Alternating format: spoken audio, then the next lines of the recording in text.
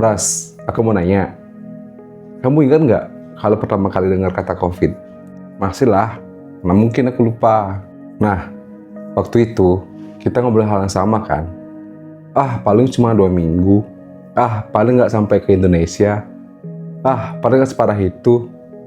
Tapi ternyata 2 minggu berubah jadi berbulan-bulan, bertahun-tahun kan?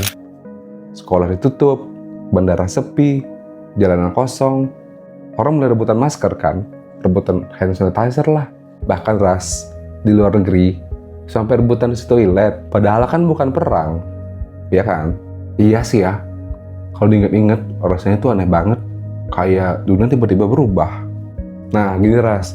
Aku jadi kepikiran, gimana kalau suatu hari yang muncul di HP-mu itu bukan pandemi telah diumumkan, tapi perang dunia ketiga resmi dimulai. Nah, kalau itu terjadi, apa yang bakal kamu lakuin, Ras? Kalau jujur ya, aku bakal nyari keluarga dulu sih. Terus ya mungkin pulang ke rumah, habis itu ya kabur. Aku juga nggak tahu sebenarnya. Aku yakin Ras, jutaan orang bakal jawab sama kayak kamu. Semua orang ngerasa punya rencana, tapi pas ditanya, terus habis itu ngapain? Malah bingung kan? Karena ya selama ini kita kan nggak pernah hidup buat nyiapin perang. Kita hidup buat kerja, buat nabung, buat liburan, ya healing-healing gitulah. Siapa yang bangun pagi-pagi sambil mikir, hari ini mungkin tidak terakhir? Ya nggak ada lah. Padahal sejarah ngajar satu hal loh. Hal-hal besar jarang datang sambil ngasih peringatan. Tahu dong harusnya. Menurutmu nih, apa yang pertama kali hancur waktu perang dimulai?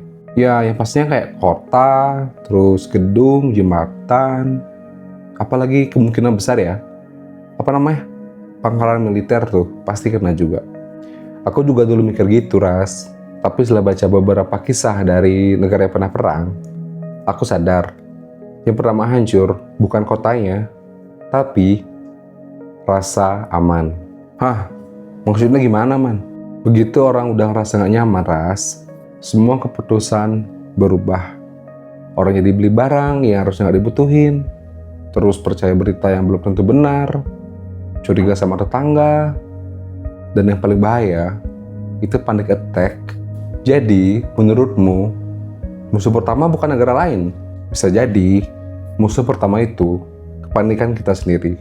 Ya, kalau aku sih, mungkin bakal kabur ya. Oke, kalau kabur, mau kabur kemana coba? Ya pokoknya yang jauh dari kota lah. Entah ke pulang kampung, ke desa, kan bisa. Nah, ini yang menarik. Semua orang bilang kabur, tapi nggak ada yang tahu kalau mau kabur kemana. Kalau jutaan orang punya pikiran yang sama, bukannya tempat itu malah jadi sesak ya, jadi penuh gitu. Ya juga ya, aku sih nggak pernah kepikiran sampai situ. Ya kadang kita ngerasa punya rencana, padahal yang kita punya cuma harapan loh. Dan harapan beda sama persiapan. Man, kalau beneran perang, menurutmu apa yang paling berharga? Uang, emas, makanan, atau apa gitu? Aku rasa ya, kayak informasi deh. Loh, bukannya makanan.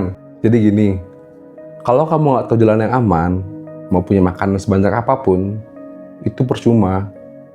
Kalau kamu nggak tahu berita yang benar atau hoax, kamu bisa ngambil keputusan yang salah loh. Makanya menurutku, di situ sih kayak gitu, informasi yang benar lebih mahal daripada apapun. Tapi masalahnya, di saat perang, semua orang merasa informasi yang dia punya itu paling benar. Nah, itu dia. Makanya, yang paling sulit bukan mencari informasi, tapi memilih mana yang layak dipercaya. Ras, aku mau ngasih satu pertanyaan, tapi kamu jawab jujur ya. Oke. Sekarang kamu punya makanan, cukup buat keluargamu selama 5 hari. Malamnya, ada orang datang nih, tetangga atau saudara lah. Dia bilang, Ras, anakku sakit, anakku kelaparan, udah 2 hari gak makan. Kamu kasih nggak? Kalau aku jawab kasih, keluarga aku sendiri bisa kekurangan. Kalau aku jawab enggak, aku harus hidup dengan rasa bersalah.